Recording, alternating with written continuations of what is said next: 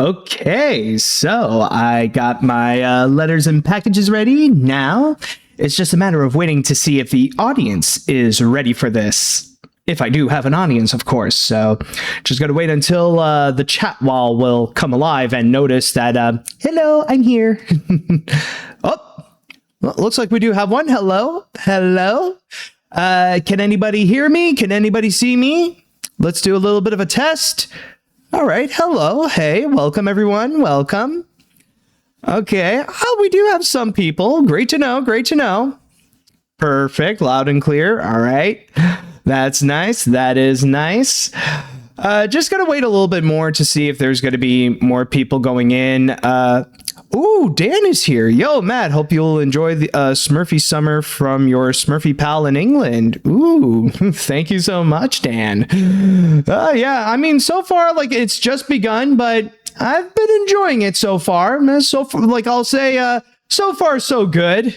Although I went through a whole stretch of like a crazy amount of things happening in my schedule. Just glad to like get out of that right there, at least in terms of like all the workload that came with it. But I could probably talk about it later.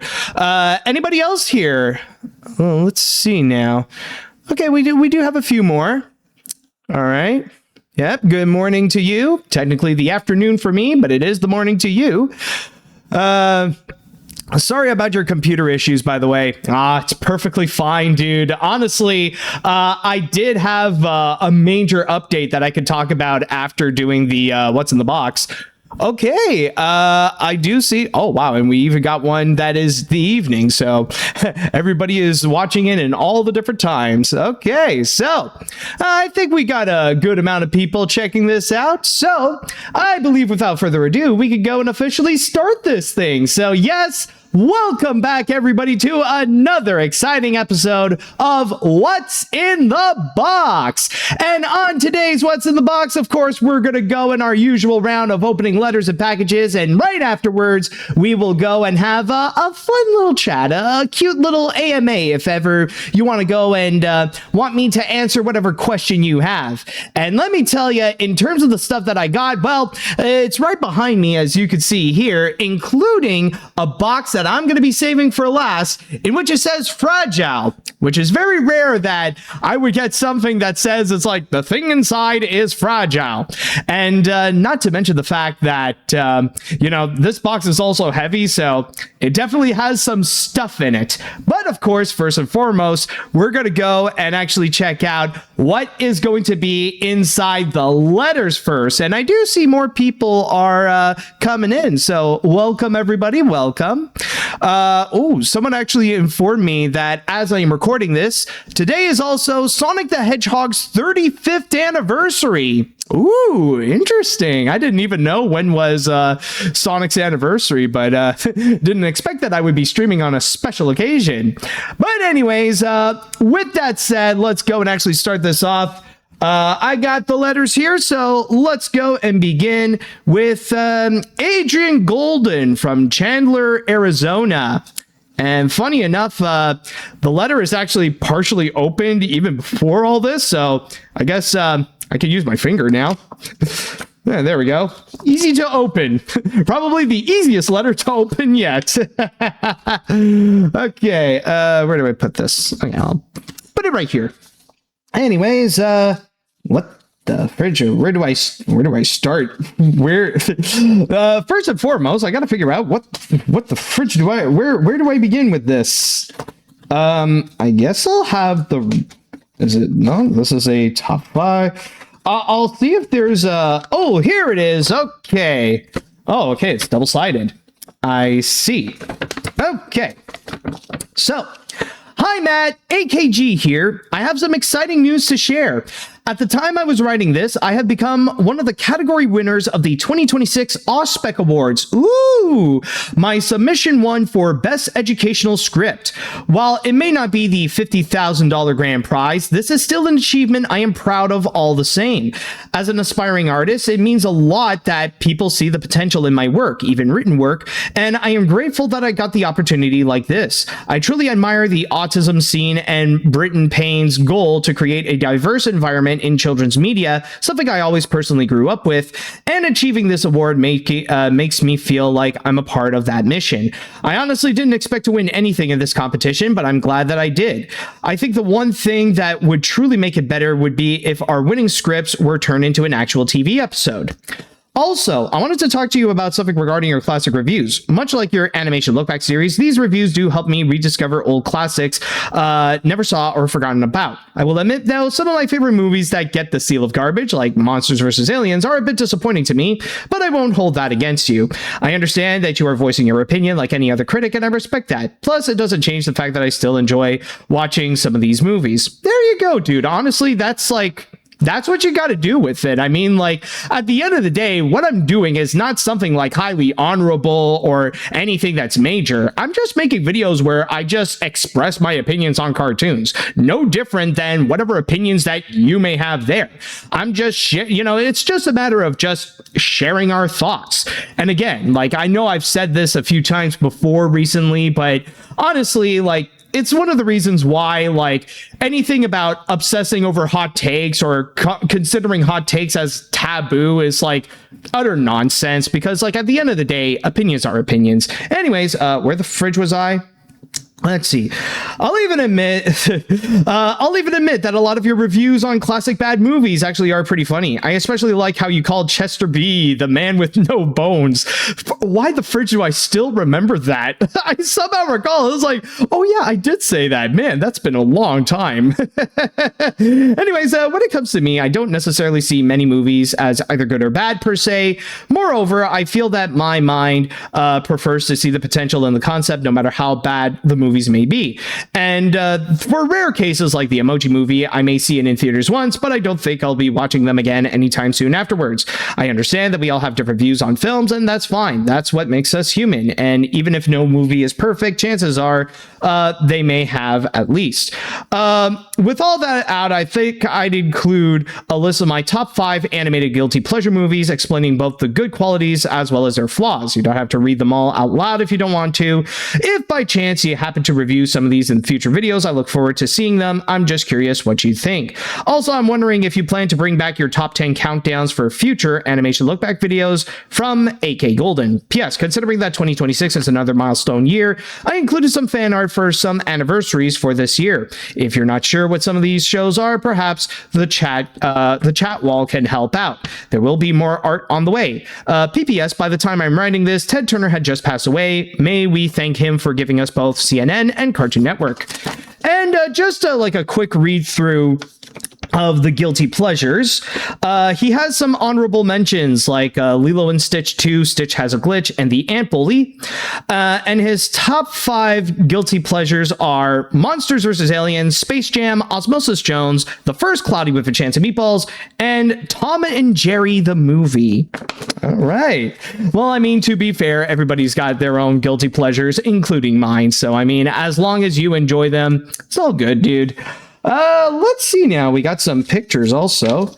First off, I forgot the name of this cartoon, but I am it's like, I know this aesthetic. I know this art style. I just forgot, what is this? I'm just trying to remember, what is this cartoon?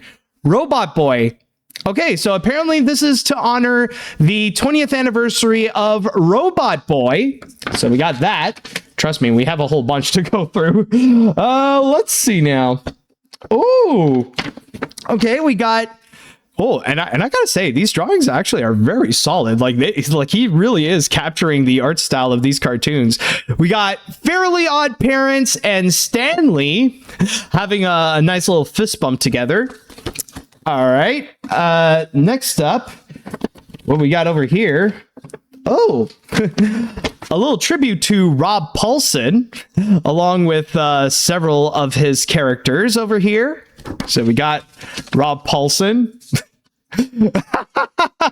Yeah, a lot of people mentioning about Robot Boy. It's like, oh, it's the show with the thick mommy. Yeah, you know what? I gotta say, I'm kind of guilty of that too. It's like, that's what I probably remember the most. That's probably the one thing that the internet in general seems to remember the most, because if they're going to be bringing back, like, or mentioning Robot Boy, they'll be bringing back the mom.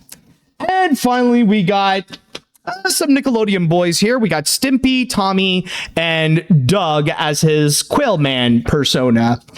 All right. Thank you so much, AK. All right. Very nice. Really nice drawings, by the way. Honestly, your artwork is becoming more and more impressive the more that I see them, especially with how you're really like discovering and like you're going through a lot of different art styles. Like they've been working out very well for you. Honestly, really nice work. All right. Let's go and move on to our next one here. This is going to be from Kay Devaney from Hyde Park, Massachusetts. Now, let's see. This is a different kind of letter, so just got to know how to open this up properly. Let's see. I think it's like this. Hold on a sec. Because this isn't like a regular letter. It's like it's like one of those envelopes. There we go. And I think I snagged I snagged a clip. I did not expect that. Okay. Let's see what we got here now. Okay. Oh, and by the way, AK, I almost forgot to mention, congratulations on your win at the Auspec Awards. That is very awesome of you, dude. Okay. What do we have? Where do we start? I guess we have the letter portion. Aha. Okay. Let's see. Oh, and we have even more in the back. Okay, anyways, dear AniMat, hello. I hope that you're happy, doing well, and keeping your head up in these highly stressful times. I know that I am trying, even if it's proven to be quite difficult sometimes. I wasn't sure of whether to write you a new letter because I don't have a lot to update about or personally share other than the usual, but I thought you'd like to know that I'm getting back into the groove of working on my writing and doing my drawings like I love done in the past, and how that keeps me busy and occupied and also happy, so I remain healthfully positive. I also want to say that I've been having distressful ups and downs regarding the last couple of years about what's unfortunately happening here in America and how it's taking a major toll on my social status and my emotional health at times, and has made me feel quite down and sometimes feel helpless.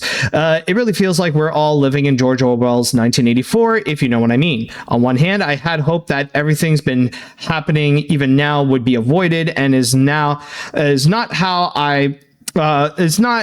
and what I wanted to celebrate my home country's 250th anniversary / birthday, a time I really wanted to look forward to since 2020. On the other hand, I am trying my very best to take care of my health, like ignoring cable news and learning more, leaning more on independent media, and have a lot of people in my family who understand and help me when they can. Well, that's actually very nice. That and your work is one thing that has helped me keep going, and still pray that we will all come out on the other side someday. And I would like to say that I'm very grateful to you and thank you for being on our side, not giving up on us, and telling us not to give up, and believing in all those who still believe in America and its values of freedom and democracy. It makes me feel a little bit better and hopeful. Oh, I'm honestly very glad that I'm able to go and help you out in whatever way I can. Honestly, I'm very touched by that comment. Thank you so much.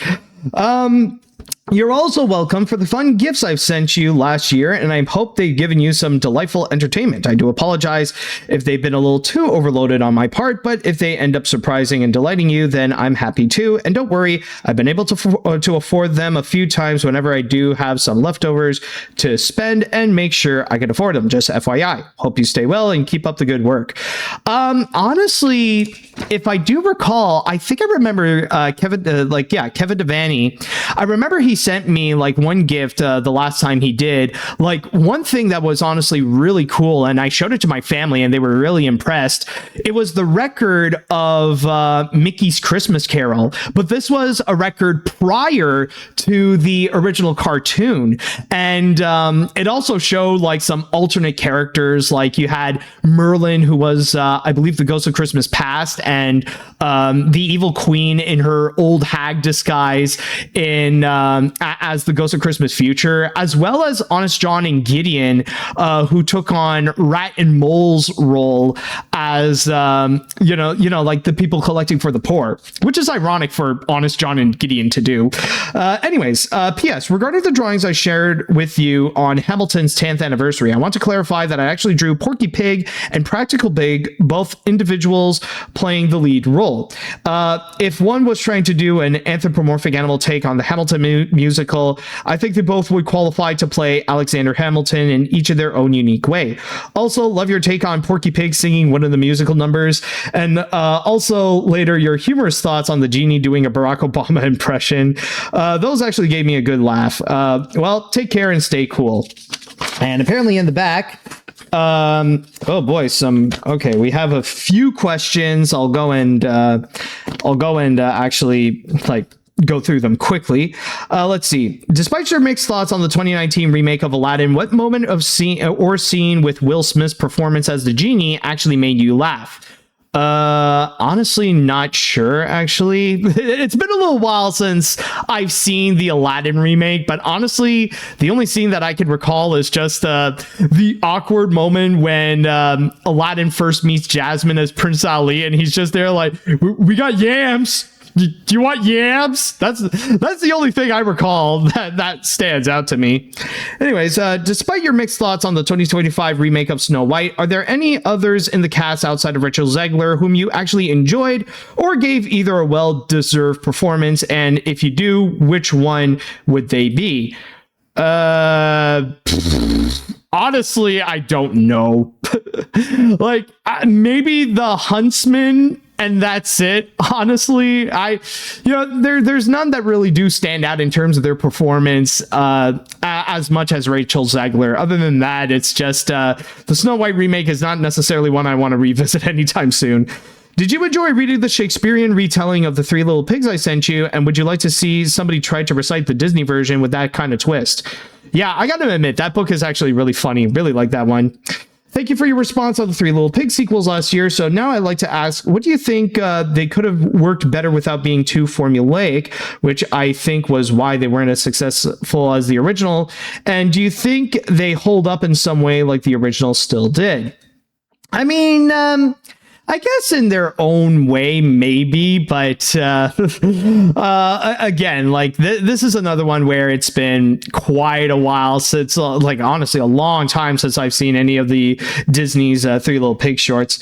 If you had chose 5 or 10 more impressions you'd like Robin Williams to have done as the genie, both from the genie outtakes and your own personal suggestions, what would they be? Well, I mean, I'll just go with 3. I don't know, 5 or 10 would be a bit much. Honestly, if there were any more, a Muppet character, honestly, even if it would be Kermit, probably a Muppet. Let's see. I'm trying to stick in the early 90s, go with that theme. Honestly, I would love to see them do the Elmer Fudd one. I would love to, that was a deleted scene that they had where Genie temporarily turned into Elmer Fudd. I would love to see Disney have the balls keep that. And oh yeah, and one more. Let's see, I guess Robert De Niro, maybe. Okay. Anyways, I understand if it's a bit too early to ask, and it's up to you, but is it possible you could consider making some future top 10 lists of your favorite Disney cartoons, both Mickey Mouse and Silly Symphonies, perhaps both their 105th anniversaries in 2028 or 2029? That could be a good suggestion. I mean, maybe in 2028 I could do some kind of video with Mickey Mouse, but we'll see. All right. I think I may have dropped a letter. So hold on a sec, or at least a paper. All right. So we also have a whole bunch of other drawings here. So let's go and start this off. Let's see. We got a 4th of July drawing here with classic Disney Parks Mickey. All right. So we got that. Next up we got here is apparently just a compilation of his favorite Disney classic shorts. Very nice, very nice. Let's see. All right, well, there might be another one. Let's see. Okay, we also got wow, what a coincidence, actually. I mentioned Robert De Niro, and here he is. Apparently, more genie transformations with him as Leslie Nielsen, and we got Robert De Niro. Are you kidding me? Here's another one. This is the Muppets. We got the Muppets over here. Oh my God, that's 2 out of 3 so far. I swear I didn't see them before. I didn't expect I would get them right. Oh man, what is the third one that I said? The Elmer Fudd one? If he drew Elmer Fudd, I swear. Let's see. Nope. Okay, no, it's not that. Okay, so we didn't get the Elmer Fudd one, but we did get Gene Wilder and Peter Sellers. Oh my God. Okay, so I didn't expect that 2 out of 3 of the guesses that I did. I decided, okay, let's just do 2 out of 3. And suddenly, boom. So I got 2 of them here. Holy crap. What a coincidence, man. It's almost freaky. It's like, oh my God, I'm getting it right. This is more than I thought. Oh, and this is the, here we go. We got his favorite Looney Tunes shorts over here. So we got number 1, and then we got, number 2. Oh, top 5 Porky Pig cartoons that he has. Honestly, like, no, these are good choices, but I am surprised, like, we don't have Porky in Wacky Land. That one is a classic. And finally, we got over here, the 75th anniversary of Rabbit of Seville. Ooh, nice. Honestly, this is one of my favorites. This one is an absolute classic. I love Rabbit of Seville. Oh, very good. All right, thank you so much, Kevin. Really nice letter right there.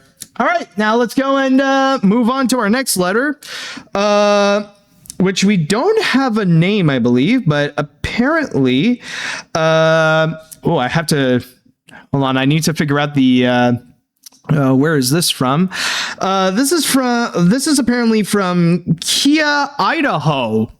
I don't know if that is spelled correctly or if I pronounce that correctly, but this is an Idaho letter. So we're going to see what this Idaho individual will have to bring us. Let's see here. There we go. We got the letter. All right, so it says here, oh yes. Oh, it's from Andrew. It's from Andrew. Oh, look at this. All right. Yeah, I am starting to be familiar with like the little drawings at the beginning here. Okay, so all right. Dear AniMat, thank you for the condolences. It really meant a lot, and I am very excited for the movie Wildwood. I hope it will be a great movie from Laika, and I also hope it does well at the box office. I also am very happy that we are getting Angry Birds movie 3 and Shaun the Sheep movie 3, and I wonder, what are your thoughts on the three becoming movies or welcoming movies? On the three movies that I mentioned. I also want to know, what is something you like to do outside of YouTube, and what is your favorite food? My favorite food is a burrito. I believe it's it's buffalo wings, by the way. I also want to ask if you can review Lion King 1.5 and is this Son of the Food or Son of Bisfood? I don't know. I'm not the best. Son of Bigfoot and its sequel, Bigfoot Family, and also the Queen's Corgi, if that's okay. Sincerely, Andrew Haley. Andrew, I think that's how you say his name. I might be wrong. P.S. I love you more than a million layers of chocolate cake and movies combined. That's how much you are a great YouTuber. Oh, thank you so much. No, I'm definitely excited for some of the movies you mentioned, like Shaun the Sheep, The Beast of Mossy Bottom, and Wildwood. No, I'm definitely anticipated for those. I mean, like, honestly, the animated movies we have coming soon, like, a lot of them are very exciting, or at the very least, they show a lot of promise. Like, Not just those two, but I mean also Forgotten Island, Hexed also. There might be a few I may be forgetting, but so far, like, we got a bunch that, you know, it's worth looking forward to. So thank you so much, Andrew. Okay, now, let's see. No, not Ice Age 6. No, Ice Age 6 got delayed to February. That's next year. But anyways, let's go and move on to our next one. Oh, we got Aubrey Abraham. All right. Ooh. And we even got a Disney Vacation Club sticker here. It's like we got The Cabin. Ooh, already an interesting start. Okay, so it's like a tiny card. Let's see what the tiny card has in store. Let's see. Hello, tiny card. Let's see. Thank you. Ooh. Nice little like watercolor card. Okay, let's see. Just eat that stupid strawberry. He wants you to eat me. Wow, already an interesting start. I think this was drawn. I don't know if this is part of the actual card itself. I don't know if I would say I don't know if something would say thank you, and then Hallmark would go and add, now eat this strawberry. Okay, anyways, we got a lecture to go and read. Okay. All right. Now, aloha, AniMat. Thanks for the latest feedback from my last story. I've been thinking really hard on what the next story shall be. Since you were surprised that I am a writer, why not tell you the origins of my skills? And better yet, how about the origins of my journey to voice acting? Does that sound good? Ooh, you want to try to be a voice actor? That I'm interested to go and hear. All right, strap in. It's another long story, just like the last two times. Is it double-sided, by the way? It is double-sided. Okay. For as long as I can remember, I have always loved animated movies and TV shows, so much so that I used to mimic what the characters say on TV. Sometimes people didn't get what I was saying, while other times I would get into trouble.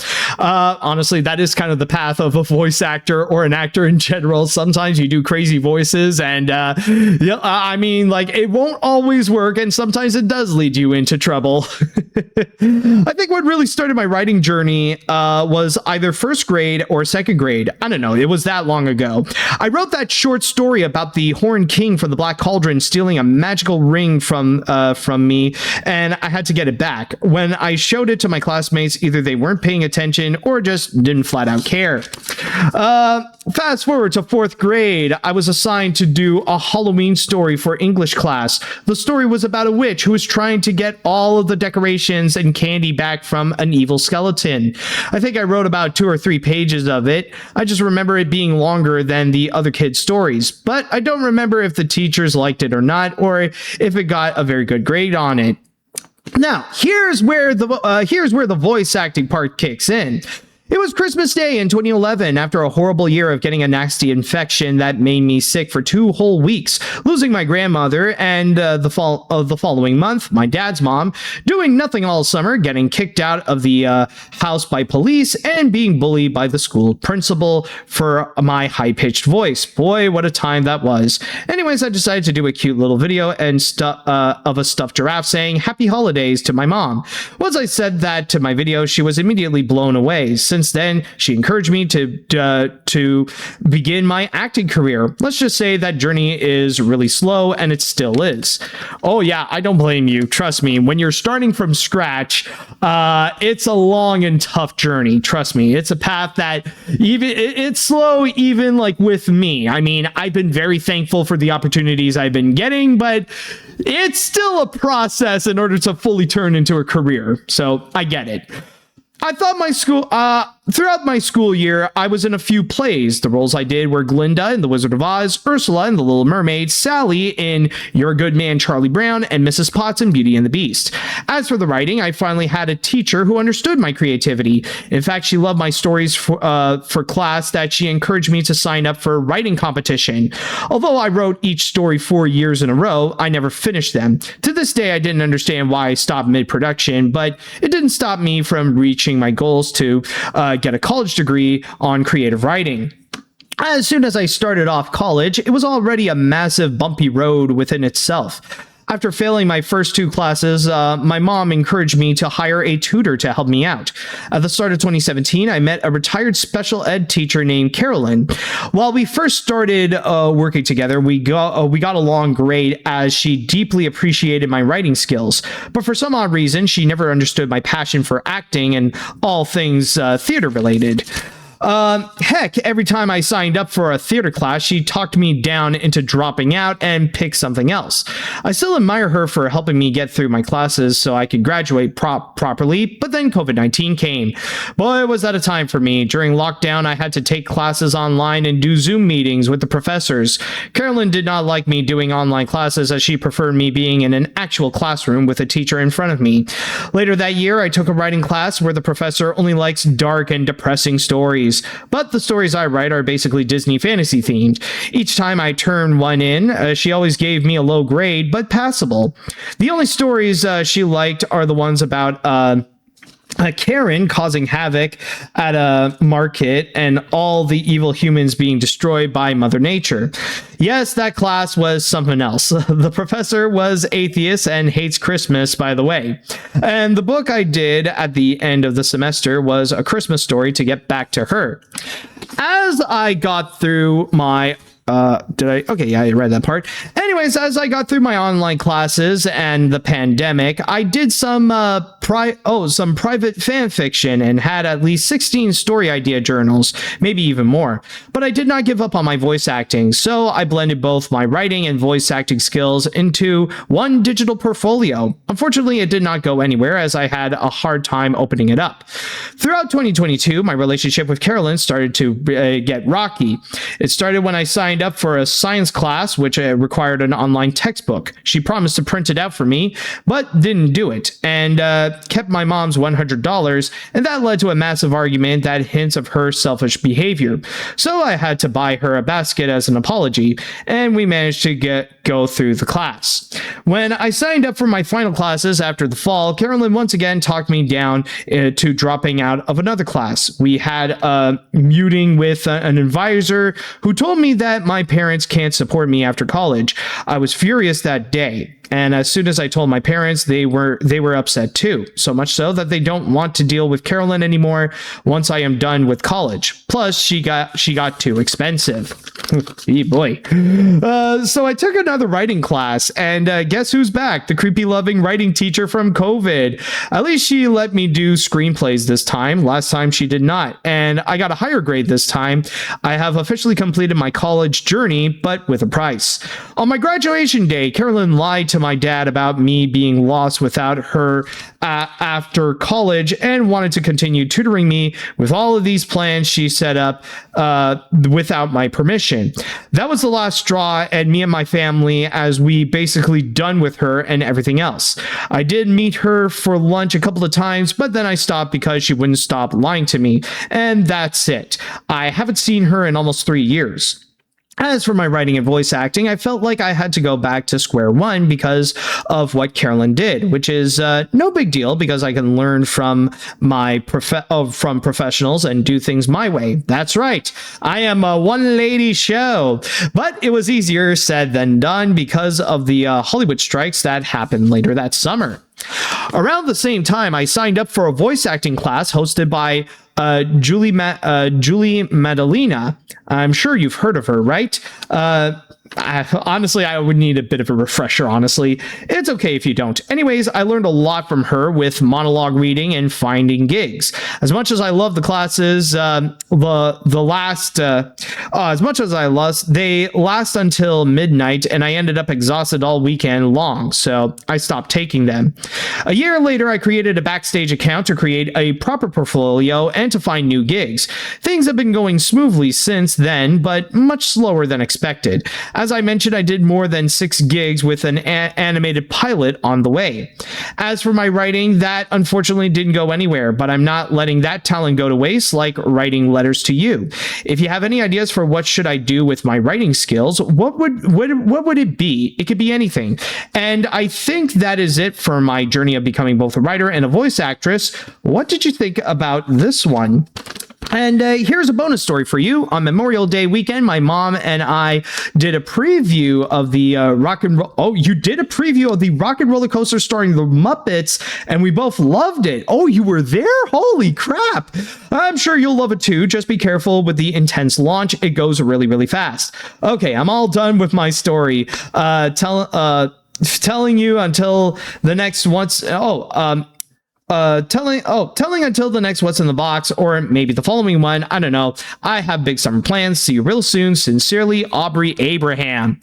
Oh boy, wow. That is definitely a fascinating story. And honestly, I will say, as a writer, it's very interesting that you mentioned that there are certain points in which you had a bit of like, I don't know if it would be writer's block or you just didn't go and continue, but if you want to try to go and find that spark back, like in order to go and pursue to be a writer, I mean, it's very fascinating because like right over here, as I was reading your stories, I feel like you kind of got that hidden spark there. Like you have something that has inspired you to go and actually write and to go and actually tell stories. So I think honestly, that like these letters that you're writing here for What's in the Box, I feel like if you ever like are serious about wanting to get back into writing and try to do that as a profession,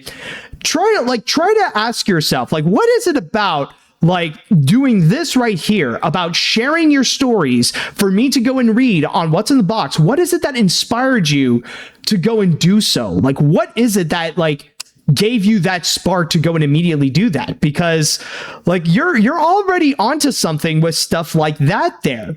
So I think honestly, like that should be like a little bit of a clue that, your writing side is still there. So from there, use that as your inspiration to go and continue if you wish to do so. And as for acting, I mean, I get it. Like I said before, it is a long and tough journey. Trust me, I've been trying to do this for years and I am still going. And I mean, it requires a lot of perseverance, and it's all about not giving up your dreams. If you truly believe that you want to be an actor, like you really got to go through it. Like regardless if you want to do, just voice acting or also do on-camera acting or even stage acting as well. Like you just got to keep going and like grab whatever you can. I mean, like it's already a good first step, like making a backstage account. Like you could also try to see if you could look up some other things as well, like some other websites, whether it be like Actors Access or casting networks and stuff like that.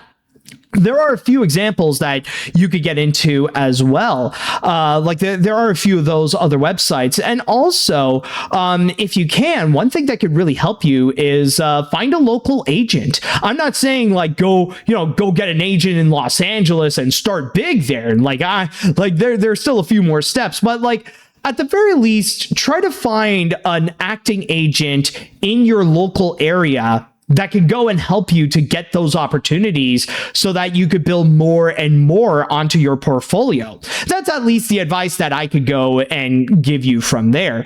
But no, honestly though, this letter is very fascinating. Honestly, I did get invested in the story, especially learning about like how there are some villains in your life there, like especially with Carolyn. So very fascinating, very like honestly really fascinating story that you brought here. Thank you so much, Aubrey. All right, so now with that said, let's go and move on to our next letter, which is going to be from Justin G. Grant from Alberta. All right, so at least in, I wouldn't say my neck of the woods because Alberta is a little bit more to the west. Okay, but anyways, let's see what Justin has to say over here. Okay, oh dear. Oh, we got a long list of questions. Oh, okay, well, okay. Anyways, we got it right over here. So, Dear AniMat, thank you for reading my last letter and answering my questions. I was afraid my letter might not get to you in time or at all. It had been a long time since I mailed a letter to anyone, actually. Big props to you for being one of the few not being creeped out by the wormy close-up from SpongeBob. I do congratulate you for scoring a big role in Amos the Mask Hunter, which was several years back, but thank you. But like I said several times before, I'm afraid that it'll leave you that'll leave you earning so many voice roles that it may make you quit YouTube. You are a talented voice actor, but I like you better as an animator, as an animation YouTuber. I'm not going to ask you to stop being a voice actor. Heck, I said previously that I would like you to voice one of the main characters in my passion project show, just for you to have a careful balance so that you could have some voice roles, but not too many to the point where you have to make sacrifices to your channel. Though if you were to end your channel, I prefer it to be like SMG4, where you feel so accomplished, everything you wanted with your channel, like you reviewed all the animated films you wanted and feel like you should review, or ran out of ideas for videos that are reviews. I mean, there is a possibility, man. I mean, like, honestly, like this might, like, I know some people might think that it'll sound controversial, but there is a part of me that, like, is excited but scared if that day does come. Like, I would love it if my acting career would boost so big to the point where, like, you know, like I could turn it into a full-on livable career. It would be a lot of fun, but it's also scary to think that it could be a possibility that I would have to make sacrifices and like change up the routine of my life with like, how am I going to approach videos and stuff like that? But I mean, we'll see where my life takes me. All right. Anyways, I'm sorry if I'm annoying you with my constant disdain for your Patreon requests of truly great animated films. With my autism, I tend to obsess over some things more than I should. The best example of this would be the Sour Kangaroo from Horton Hears a Who. Ever since not long after you announced you'll be reviewing that film, the kangaroo's actions and words, especially right before and during the third act, along with other things in them, have stuck in my head for several years, and I can't seem to get them out. From her propaganda to the animals and effects it had on them, her threats to Horton, pretty much the entire climax, and her hypocrisy with how she treats children, it's pretty much unforgivable, but there are many instances where I had a hard time thinking about anything else. There were also times where my brain was rattling with the question, did this character say exactly that, or did they pose exactly like that? I tried to let this stuff go, but I'm not just as good as that as others. Though early last year, I started doing something I should have done earlier. Go back to the movie and rewatch certain bits to put closure on some of those things, and it's working. Still can't get the whole thing out of my head, but now it's often not as bad as before. Sorry about this, but I understand letting it out in some way can really help your brain and mental health. I mean, I do get it. Like sometimes, like it's basically writing therapy. You know, sometimes like just to go and write your words out, you know, just do like a personal journal, even if you don't have to like send it to someone so that they could go and read it. It could just be for yourself. Like sometimes that can actually go and help out to go and clear your head so that at least those words can, like, you know, it doesn't have to be like stuck inside your brain. It could be like out on a thing somewhere because, you know, you're able to go and express it in an outwards way. Anyways, I mentioned before that I hope to make my own shows and movies. Well, there are a few books I'm interested in adapting, and do you know what I've been doing with those books? Reading them to get myself familiar with it. Though not all books I'm reading aren't those for the sake of making an adaptation. There's the Diary of a Wimpy Kid books, which I've been reading for years, and Wildwood in preparation for the movie this October. There are several public domain stories I like to make my own version, as well as the one I most want to do is The Nutcracker, as one of my favorite Christmas stories. Doesn't have a truly great movie. Maybe some are better than others, but not one that can often be found as on many annual watch lists, but I plan to change that. I got plenty of ideas to not only do the Nutcracker with to do what Guillermo del Toro did to Pinocchio, but possibly make my Nutcracker film the definitive one.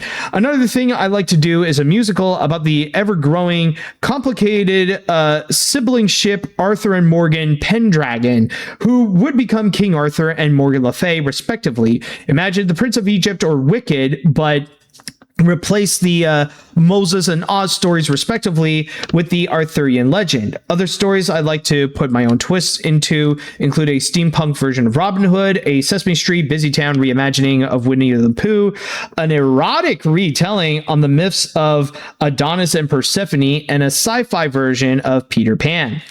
And all right, we're gonna go through just a few of the questions. We're not going to go through all of them.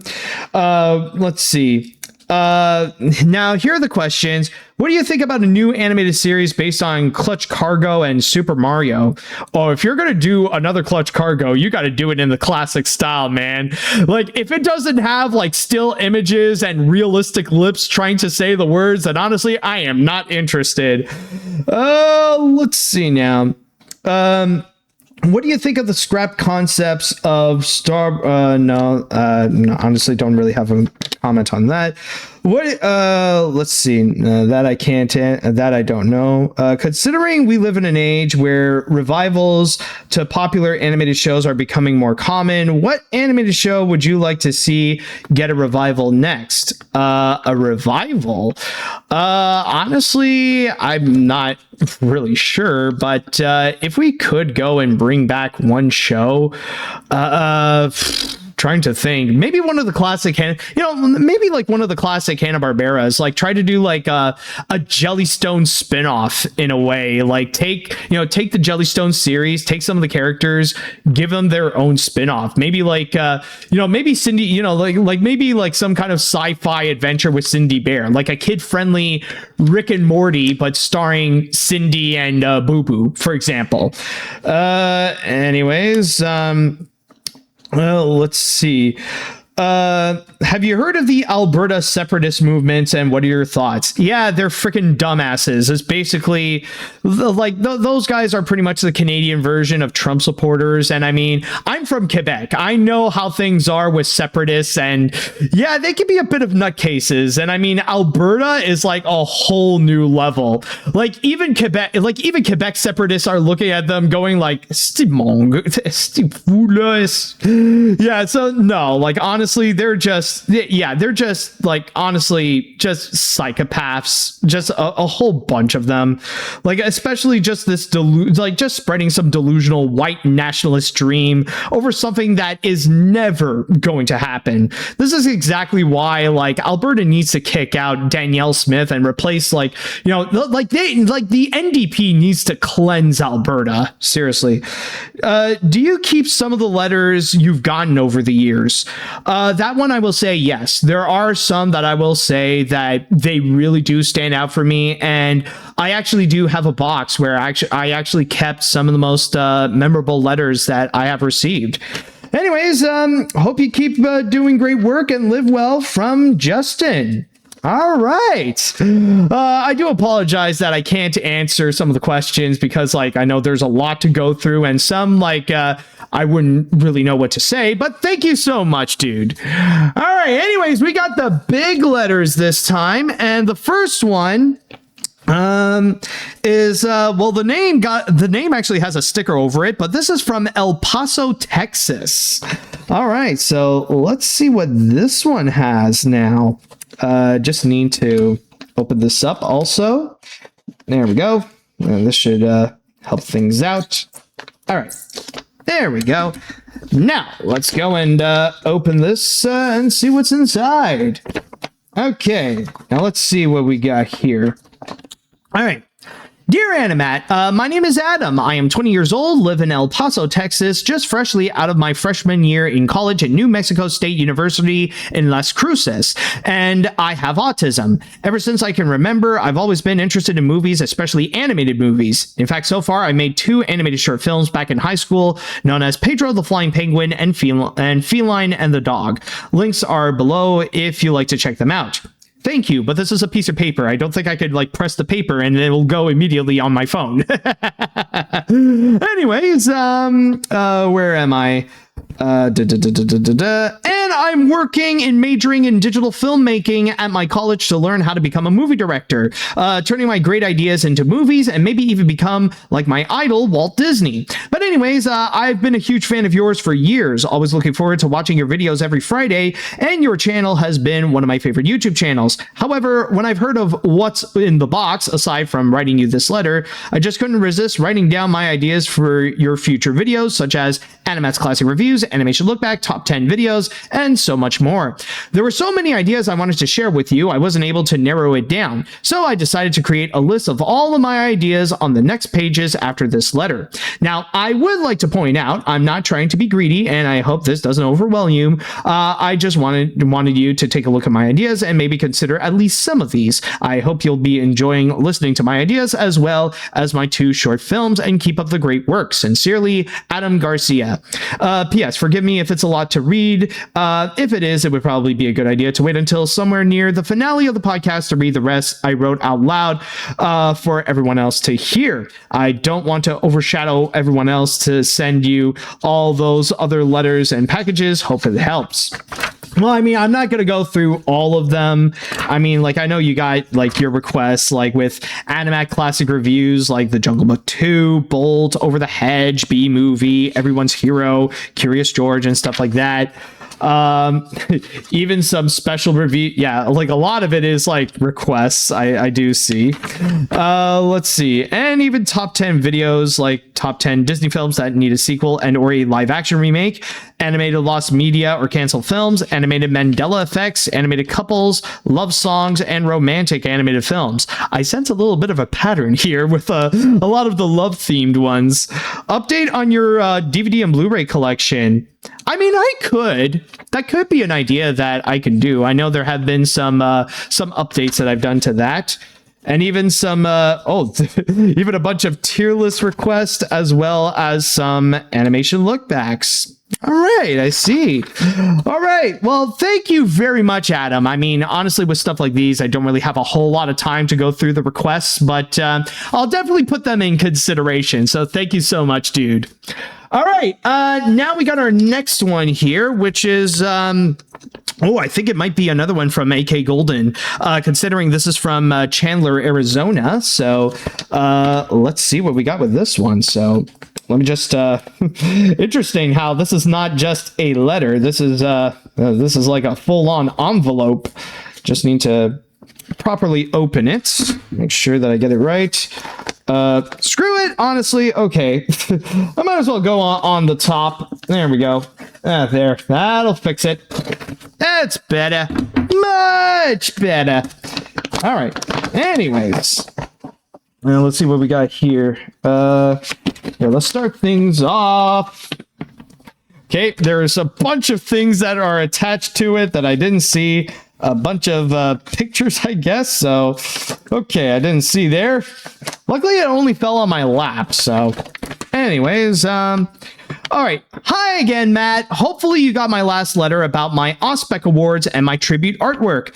At the time I am finishing this letter, I have just gotten back from my Atlanta trip. I got to see my cousin's graduation and revisit some old cities, some old sites, and explore some new ones. Speaking of which, I got to visit the Center of Puppetry Arts, and they rearranged some of the puppets and models since last time I went, plus new things will be included here.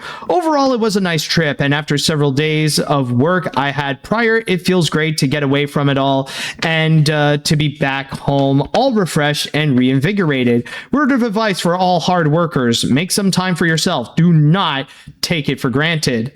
Also, I just saw one of your recent podcasts to pay tribute to actor Tom Kane, and I'm glad you did so. I mostly remember him as Professor Utonium and Mr. Harriman, but I do recall hearing his announcer roles during my childhood, such as when he narrated Cartoon Network at one point during the Har Har Thars days, to be exact, around the same time Adventure Time was set to premiere.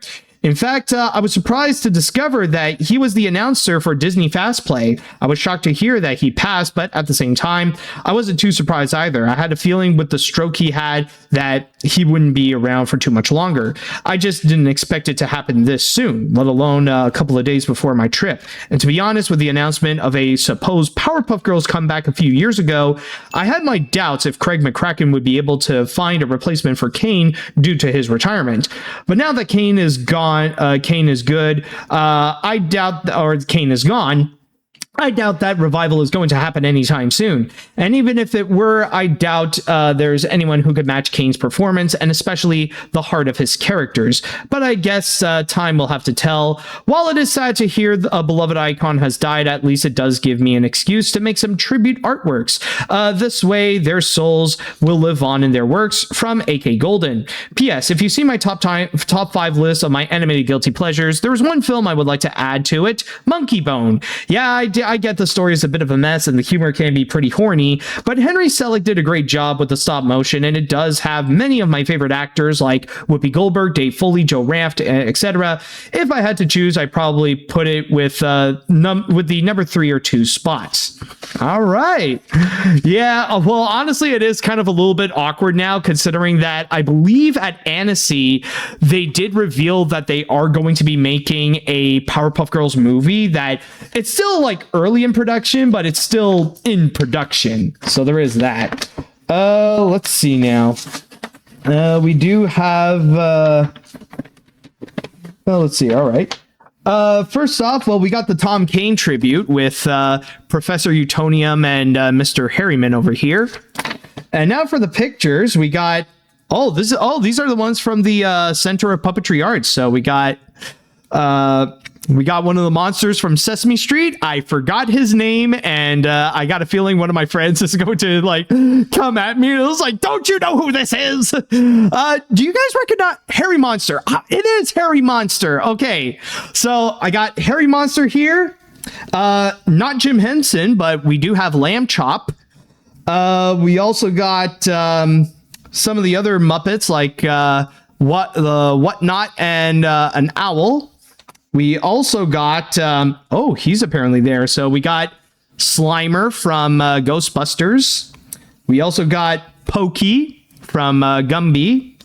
Oh, we even got an OG Rolf over here. So we got Rolf. Oh, we also got, Pinocchio and Geppetto from the Guillermo del Toro movie. Oh, nice. They got this. I wonder if they have other stop motion puppets in there. Oh, but that's awesome that is featured. Oh, and we also got Digit from the Jim Henson Hour, and oh boy, yeah, he needs a bit of an update. Oh boy. Anyways, we also got this this clip paper. Let's see what's inside this one. Hold on a sec. Up. PPS, if you are interested to see some of my animation projects on YouTube, please let me know, to which his YouTube channel is Guild Feather Productions. Okay, well, thank you so much, AK. Yeah, very nice part 2 there. Very nice. Okay. Now let's go and move on. I believe this is going to be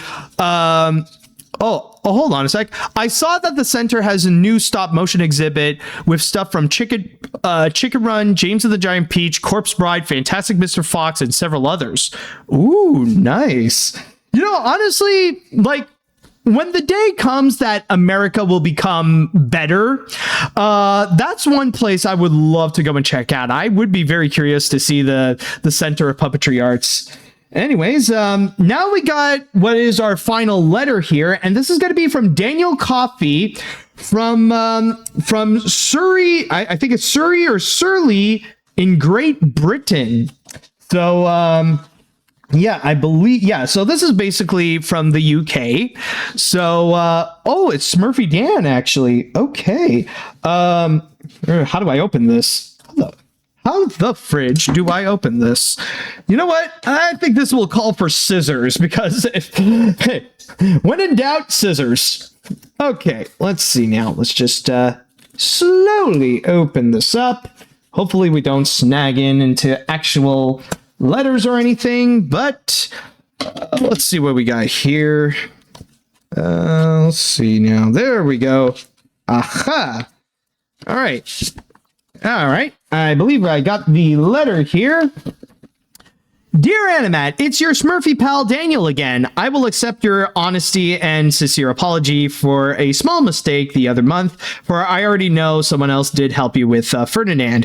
Here is a lovely Peanuts OC art of me and my girlfriend, aeronautic comic, but you could call her Arrow, by an awesome artist and friend I know on DeviantArt called Cutie Cartoony Ashley. I have been with Arrow for 5 years since we first met after we started to be closer, and we talked more on Instagram in 2019, long before we first met. Arrow is so crazy with her love for Disney cartoons and films, and she collects plushies too, and even I given her one of Mickey and Minnie since they are her adorable favorite characters. And we even went to see some newer Disney movies on dates, including our favorite Wish. In all, I love Arrow lots and to itty bitty pieces. Please excuse my Elmira Duff mode. One last thing about Ashley, who did this art for me and Arrow together in a Who Framed Roger Rabbit pose.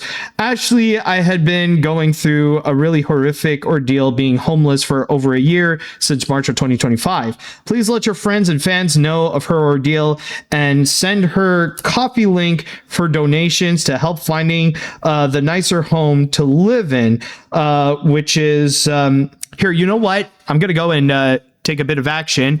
I am actually going to go. Oh, crap. Cutie Cartoony is actually here. Holy crap. Hello. I'm going to go and write down the coffee link, actually, so that you could go and help her out. Coffee.com/cutie cartoony. There we go. So hopefully I need to log in to send the message. What the fridge? I thought I was already logged in. What do you mean? Okay, you know what? Screw this. Hold on. Plan B. I'm going to go here. I actually have it right here. So let me see. I just need to go here. This will probably do it. Cutie cartoony. I believe that's how you spell it. Hopefully that will go and help out. All right, so the link is in the chat wall so that you people could go and actually help and go and help out Ashley to go and donate.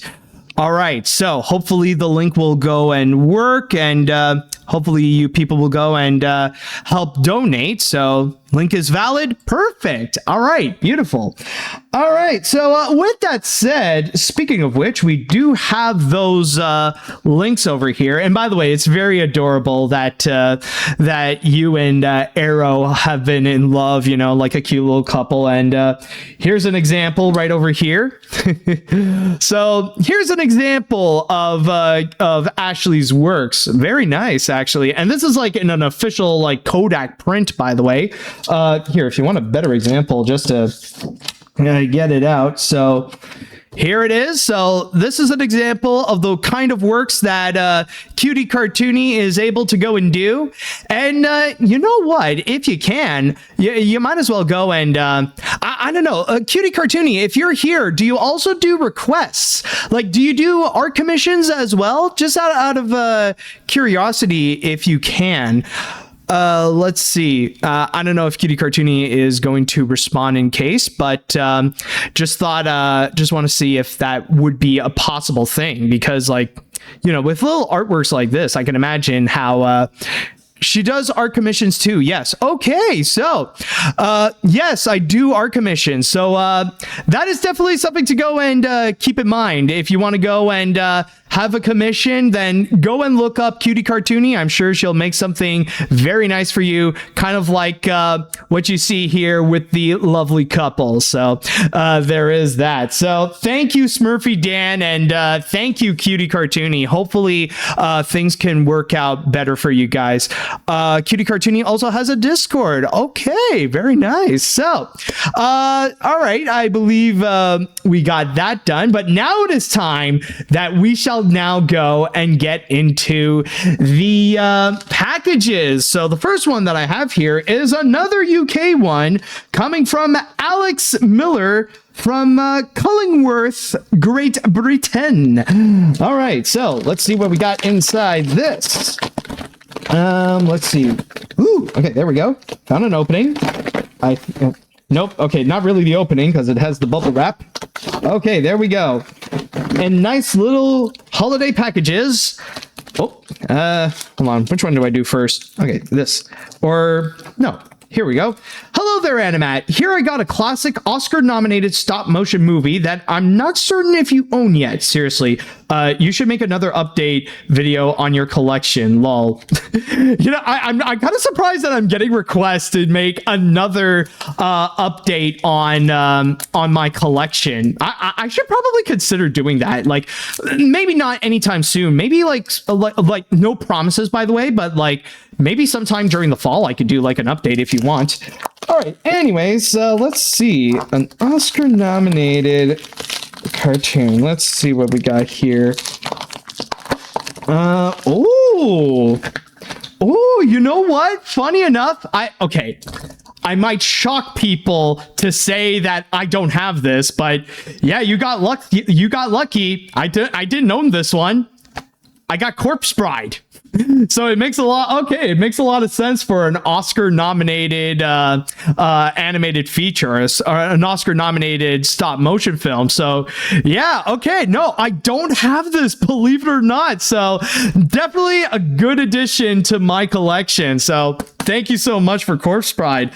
Also, I want to go and add, before I continue, thank you so much, Alex, for sending me Blu-rays and DVDs of films that I can actually play on my Blu-ray player, because I know that with stuff like Blu-rays and DVDs that they have different regions, but I really do appreciate that you are thoughtful about about like the area where I can actually play it. That it's something that actually does matter.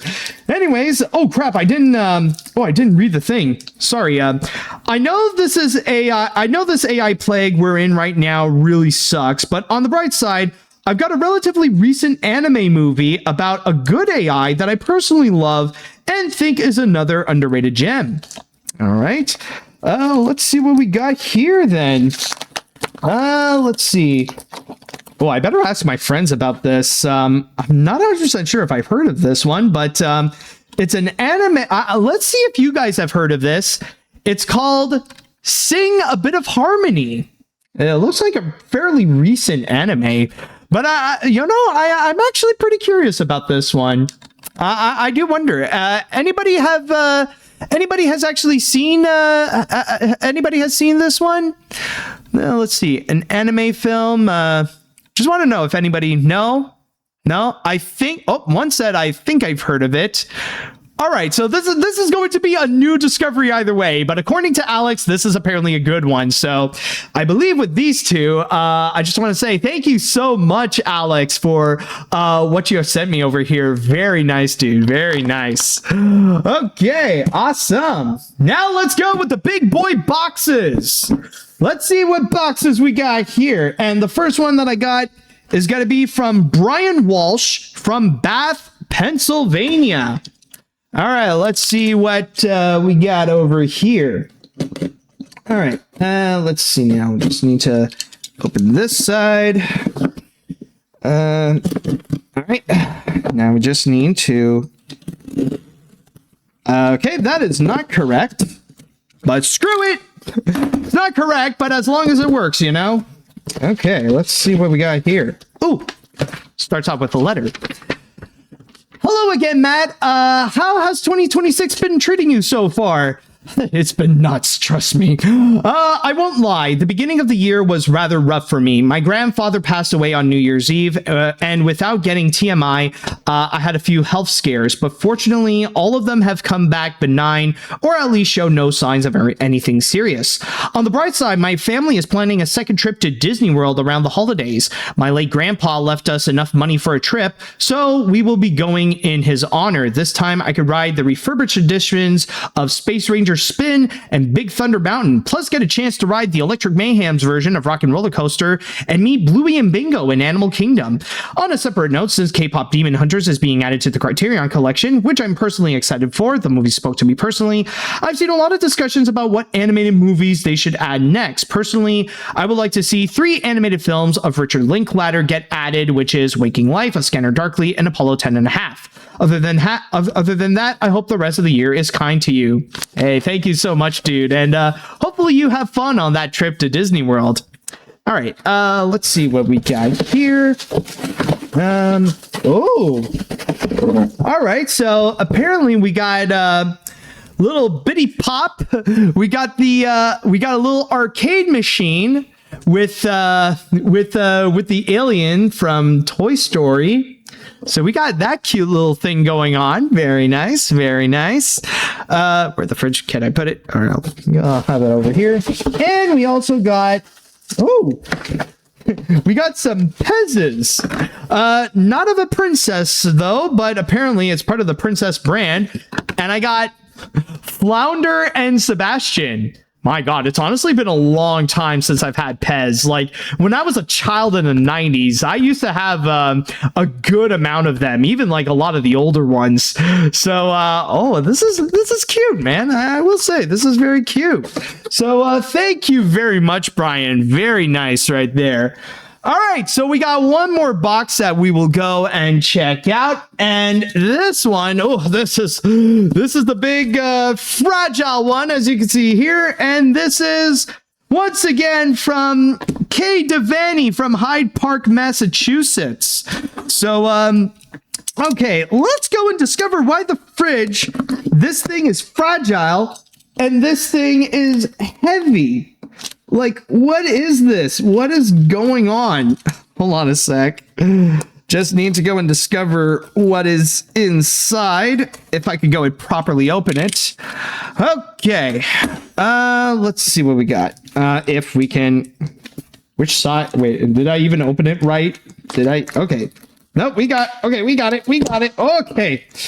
Okay. All right. And let's see. Okay, I got it. Okay. Yes, the box is open now. Okay. Whoa. Oh, we got stuff. Holy crap. We got like a whole collection going on. Let's see. Okay. While I understand you're Canadian, I just want you to know that I and a lot of my fellow Americans, even those who may watch your channel, are personally grateful for your sharing in the values that America should hold dear and uphold, and that a majority of us strongly oppose all the bad things that are presently going on here in America today. To show my gratefulness, I thought I'd share with you these U.S. history documentaries and feature films that showcase both some of America's historical progresses and tragedies, and to thank you for standing by our side and to see that there are many of us who oppose these unfortunate cruelties and highly favor freedom and democracies for all Americans, even those who may not always be on the same page or subjects. P.S. Have you heard of at least familiar with the documentary filmmaker Ken Burns? No, not really, but okay. So let's go and check out these documentaries first. So, okay. Oh boy, we got a bunch here. So first off, we got Reckless and Rebellion from PBS. We also got the 50th anniversary of a movie called 1776. Then we also got The Crossing with Jeff Daniels. So we got this over here. We also got another PBS documentary, The American Revolution. So we got this. We also got, well, we got two of them. We got a PBS documentary on the assassination of Abraham Lincoln. And we also have a movie version called Killing Lincoln, narrated by Tom Hanks. So we got all those going on. Oh boy. Oh my God. This is like a never ending pile that we got over here. Next up, we got the complete series of Duck Dodgers over here. Let's go. I remember watching this show as a kid. This is a fun series. And yes, like the Martian Queen did certainly get my attention. We also got the Adventures of Ichabod and Mr. Toad and Fun and Fancy free on Blu-ray, complete with the Reluctant Dragon. So 3 movies in one. All right. And we also got, this is, we apparently have this special collector's edition of the Titanic. So we got this big boy over here. Holy crap. A 3-disc set. All right. Very interesting. Very fascinating with this. It is the Titanic as one of the ultimate, go-to, one of the go-to movies out there. So, definitely worth adding to the collection, especially if it's a very special edition. So, very nice. Very nice. And apparently there's still more. While I don't know if you've heard of this historical novel film adaptation of it, made and produced by Walt Disney in the 1950s, this one I wish I had read more, but maybe you might take something from it too. Hope it makes a good read for you, Matt. All right, I think we got a book now. Let's see what we have inside. Yep, it is a book, and apparently it's it's Johnny Tremaine by Esther Forbes. I haven't, I know about the Disney movie. I haven't seen it, but I have heard of it. But honestly, I didn't know it was based on a book. So it'll be interesting to have over here. And we still got more movies here. So we got this classic, That Darn Cat. We also have here The Adventures of Milo and Otis. And this is a steel box. Is it a steel box or? Oh, no. This is just a 4K of it. So we actually got the new Indiana Jones movie, Indiana Jones and the Dial of Destiny. So so this is the 4K version of it.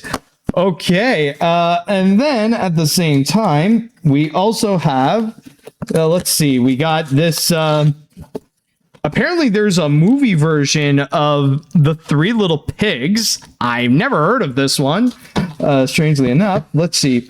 Do you read autobiographies? I personally have this one and thought it would make an interesting read for you. It's by one of my favorite former child stars who think you might be familiar with. Hope it makes a fun read to you. Let's see what this is then. What is this? This is interesting. So we got the Mara Wilson autobiography, Where Am I Now? Oh, I didn't know she had an autobiography. Oh, and we even have her image in the back too. Very nice. Okay, let's go. And all right, so we have a few more final things. So let's see what's in these. The first one we got, okay, there's no message. The first one we got is another book, and this one is, so it's apparently attached. So we got the Matilda book. So this is Matilda, and of course this is with the cover of the Netflix version. And we also have, why is it in a box? So we also got Matilda. So it's like so we got Kate Winslet reading to you Roald Dahl's Matilda. Okay, interesting. Okay, I didn't expect that I get it in the form of a CD, but very fascinating. Oh boy.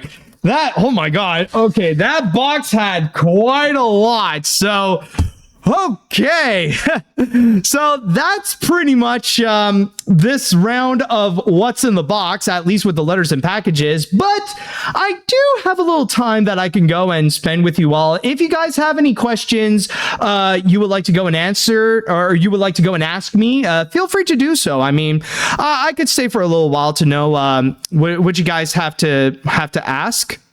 All right, so let's see. Hey, Matt, how are you doing? I just want to let you know that I'm going to play the new Star Fox game on Switch 2 this Thursday, and it was revealed that Jax from The Amazing Digital Circus is confirmed to be trans. Also, I didn't mention this in your episode months ago. You forgot to mention Tiny Toons Adventures when mentioning the shows coming on Tubi. Also, what are your thoughts on Toy Story 5? Well, I'll save my thoughts on Toy Story 5 when the review will be coming out later this week. And I will say that, honestly, I was rather surprised to hear that apparently, like, right after the premiere, or like not long after the last act officially came out on YouTube and on Netflix and stuff like that, apparently Gooseworks revealed that Jax was apparently trans, and that apparently the whole point of Jax's character is that he is a suppressed trans person. And by the way, like, I know, like, with pronouns, like, some people might think that with trans people it's complicated, but Gooseworks did confirm that he could go by either way. He could go by he, him, or she, her. I believe that's what Gooseworks has mentioned. Now, I will say that I'm personally not really a fan of Jax. I just find that he's just a little bit too snarky and cynical throughout the whole thing. And even by the end of it, like, honestly, I just didn't really care all that much about Jax. Not to say that he's a bad character, not to say that, you know, Jax is just, oh, he's just poorly written. He's too, you know, like, they made, you know, he goes way too far all the time because of how he is poorly handled or whatever. Like, I understand, like, yes, I do acknowledge he is written well, and not to mention the voiceover performance is incredible from Michael, but still, I'm just not really much of a fan. I'm not a fan of, like, him going, like, too snarky or, like, expressing his selfish attitude all the time. So from there, like, I'm not really into the guy. But at the same time, though, I will say that honestly, it is interesting to learn that apparently, like, in the alternate universe where he's not an absolute jerk, he would like bring out his true self and actually become a trans girl. So that is fascinating to go and read. Let's see now. Since you never talked about it on the podcast, what were your thoughts on the recent Nintendo Direct, including the Kingdom Hearts games coming to the Switch 2, and even new footage of Kingdom Hearts 4, and confirming it's also for the Switch 2?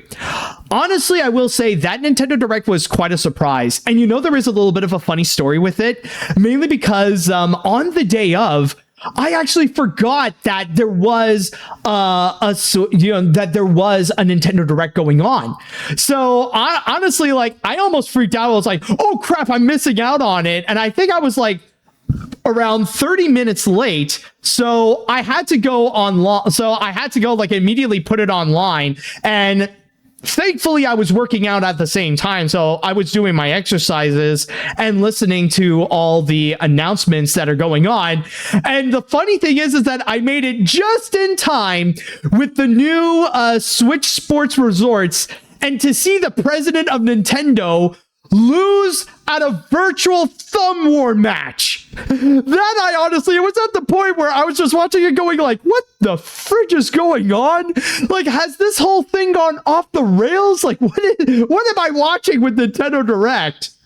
But I will say there are some things that I definitely do understand why people have been very excited about. And I will say with Kingdom Hearts, it is very shocking to learn about, holy crap, there's like all these major Kingdom Hearts announcements, including footage from Kingdom Hearts 4. Even though they didn't say much about it, we did see some new things about it.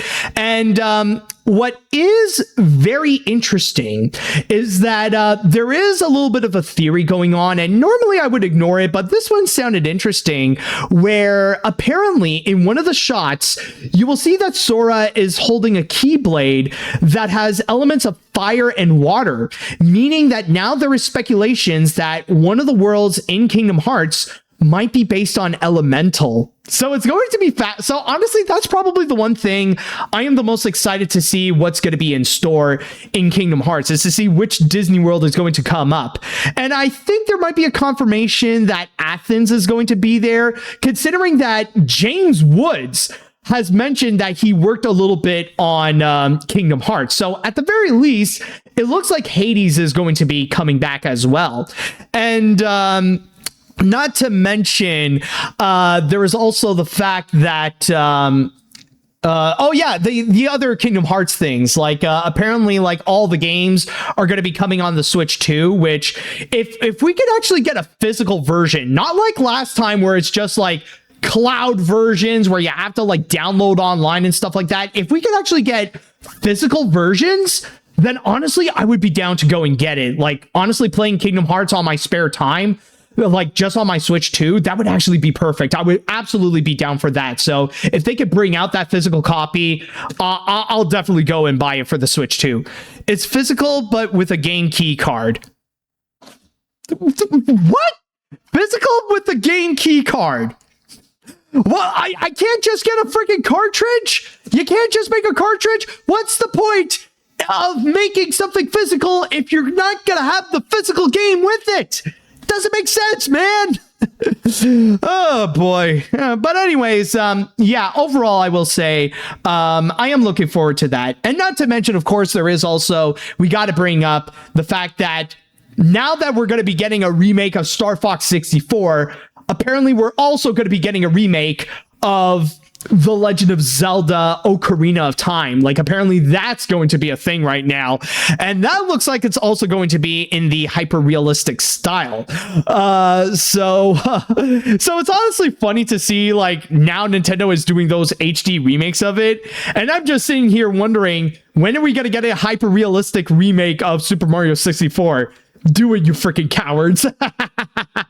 Okay, anyways, let's see other questions people may have. Opinion on the Forgotten Island second trailer, Matt.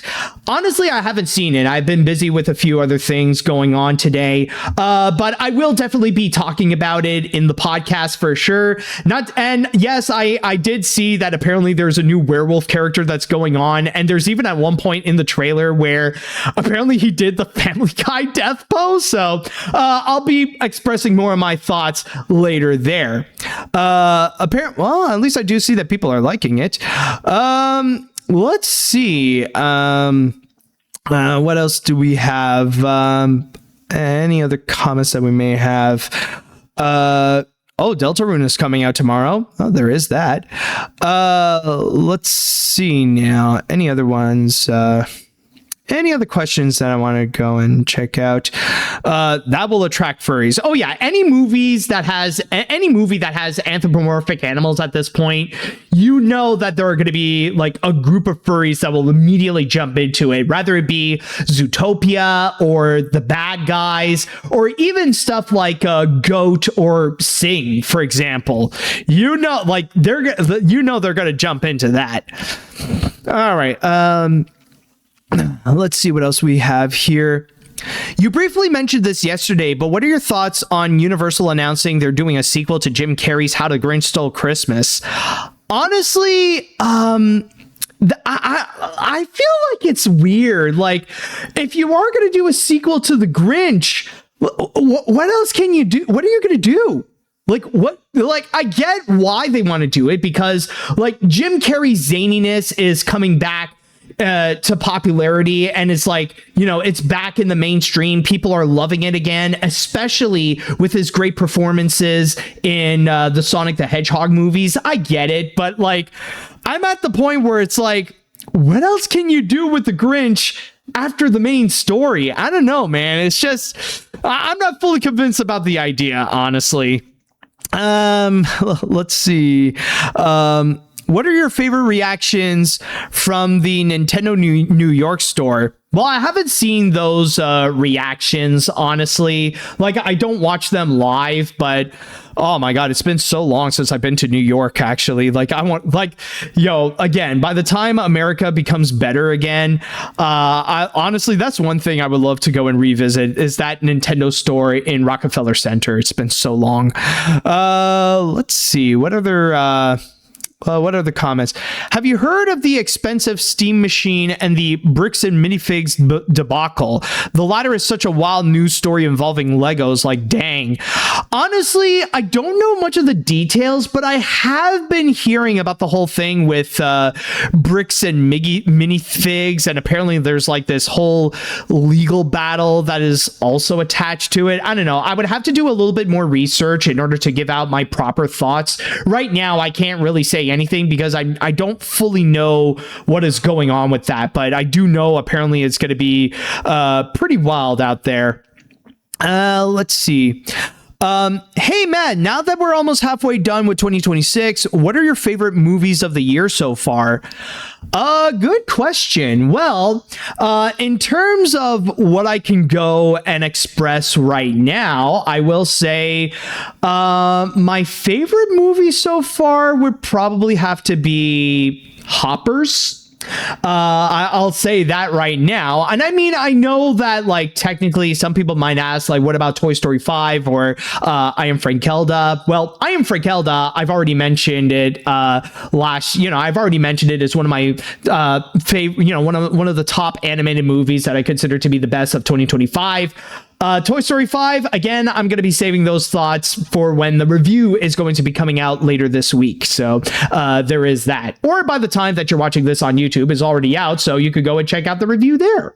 But for now, I will say, in terms of my favorite movies, yeah, I think so far, the only one that really does stand out for me is Hoppers. Not 100% sure of like what else.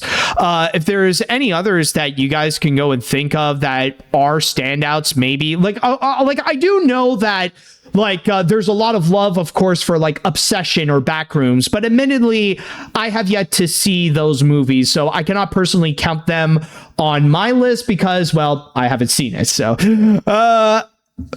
Project Hail Mary is another good one. Oh, of course. Okay, that is a good one. Yeah. Project Hail Mary. Yeah, that. Okay, so I think it's like those two. Project Hail Mary and Hoppers, but Hoppers so far is among the top one. And it's kind of funny because, the funny thing is that I remember there was one comment that Jim Gisriel has actually put out. I think it was Jim who said this, that the funny thing with Project Hail Mary is that everybody is pretty much saying it is their number 2 movie of the year, which is kind of funny because for me, I would kind of say the same thing. It's like, yeah, the same with me. It's like, it's a very good film. And even I was like, I honestly had my doubts when coming in. I was just there like, I don't know, man. Do I want to care about this? And then I saw it. I was like, okay, I was actually very impressed. The funny thing is that considering it is a Phil Lord and Chris Miller movie, I had the same reaction when I saw the Lego movie for the first time. I was coming in like, I don't know about this. Am I going to care about this? Especially if it's from Phil Lord and Chris Miller. And then I came out of it thinking like, oh yeah, nah, I like it. That's actually good. Okay, maybe not the best, but you know what? It's solid. And it's the same thing. It's the same thing here. It's like, you know what? That's very good. I like it. Okay. Any other comments? Let's see here. Hey, Matt, just wanted to tell you that your recent podcast episodes have been absent from Spotify for the past month. I'm wondering if you're able to look into this, as I use Spotify as my podcast outlet.